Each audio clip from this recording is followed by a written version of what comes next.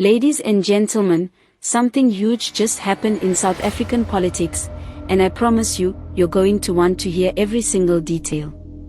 The Democratic Alliance, DA, one of the biggest opposition parties in South Africa and now a member of the Government of National Unity, GNU, has been making some bold, secretive, and highly controversial moves on the international stage. And here's the kicker, they didn't tell the public about it until after the fact. Yes, you heard that right. The DA sent a delegation straight to Washington, D.C., where they held closed-door meetings with some of the most powerful figures in U.S. politics, from lawmakers in Congress to high-level officials in the State Department and even inside the White House itself. This wasn't just a casual visit, this was a serious diplomatic mission. But what exactly were they doing there? Why did they feel the need to go behind the scenes instead of letting South Africa's government handle its foreign relations? And most importantly, what does this mean for the future of South Africa? If you're as curious as I am, then make sure you stick around because we're about to break everything down step by step. And trust me, you don't want to miss a second of this analysis. Before we dive in, though, take a quick second to hit that subscribe button and turn on your notifications. We bring you the real stories behind the headlines, the stuff the mainstream media doesn't always cover in detail. And if you're already subscribed, welcome back. Now, let's get straight into it. What was the DA doing in Washington? First, let's talk about what the DA claims this visit was about. According to DA MP and party spokesperson on international relations Emma Powell, the trip was meant to stabilize diplomatic relations between Washington and Pretoria during what she called a period of heightened tensions. And you might be wondering, what tensions? What exactly is going on between South Africa and the US that required an urgent visit from an opposition party? Well, if you've been following international politics, you'll know that relations between South Africa and the US have been far from smooth lately. One of the biggest points of contention: South Africa's foreign policy stance, especially its recent decision to take Israel to the International Court of Justice, ICJ, over alleged human rights violations in Gaza. This decision put South Africa directly at odds with the United States, which has been a staunch ally of Israel. Washington was not happy about South Africa's role in the ICJ case, and tensions have only escalated since then. Then there's the issue of land reform, something that has been a long-standing topic of debate in South African politics. The US has expressed concerns over how the South African government is handling land redistribution, and the issue became even more controversial after former US President Donald Trump granted Afrikaners refugee status in America, arguing that they're being persecuted in South Africa. This move was hugely controversial and was met with mixed reactions inside South Africa itself. And guess what? Afrikaner lobby groups like AfriForum and Solidarity also made their own visits to Washington, engaging with US lawmakers and pushing narratives that South Africa's policies are unfairly targeting white citizens. These groups claim they are merely advocating for their rights, but the South African government saw their actions as deliberate attempts to divide the country, to the point where the government even accused them of causing the US to cut financial assistance to South Africa.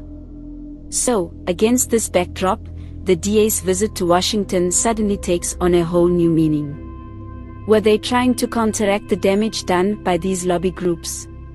Were they there to fix relations between South Africa and the US? Or were they there to push their own party's political agenda on an international stage? The ANC's response: is the DA overstepping its boundaries? Now, you can probably guess that the ANC-led government was not happy about this visit. In fact, the Department of International Relations and Cooperation, DIRCO, made it very clear that foreign policy is the responsibility of the executive, not individual political parties. And honestly, they do have a point. Traditionally, it's the government that handles diplomacy and international relations, not opposition parties. So what the DA did was highly unusual, if not outright controversial. Think about it, Can you imagine an opposition party in any other country just bypassing their own government to go negotiate with a superpower like the US? It raises some serious questions about political protocol. But the DA isn't backing down. Emma Powell made it clear that the DA believes South Africa's national interests are too important to be left solely in the hands of the ANC, and that their visit was about ensuring that US leaders had an accurate picture of the situation in South Africa. According to Powell, the biggest issue right now is that relations between South Africa and the US have been strained by what she calls unnecessary provocations, and that these tensions are coming at the expense of South Africa's economic future. And she's not wrong. The bigger picture, why this matters to you. Here's the thing, love them or hate them, the US is one of South Africa's largest trade and investment partners. A strong relationship with Washington means more economic opportunities, more trade, and more jobs. A weak relationship? That could mean sanctions, reduced investment, and a serious economic downturn. That's something that South Africa cannot afford right now. So whether you support the DA or not, the reality is that their visit to Washington could have real consequences. If their efforts help repair relations between South Africa and the US, then ordinary South Africans might actually benefit. On the other hand, if their actions are seen as interference or political opportunism, then it could backfire and make things even worse. Final thoughts, what happens next? So, where do we go from here? Well, the ANC has made it clear that it doesn't approve of the DA's actions, but the DA has also made it clear that it isn't backing down. This situation is far from over, and it's something we all need to watch very closely. And that's where you come in. What do you think about the DA's visit to Washington? Was it a smart move to protect South Africa's economic interests? Or was it a political overreach that could backfire? Let us know in the comments, because this is one debate that every South African needs to be a part of.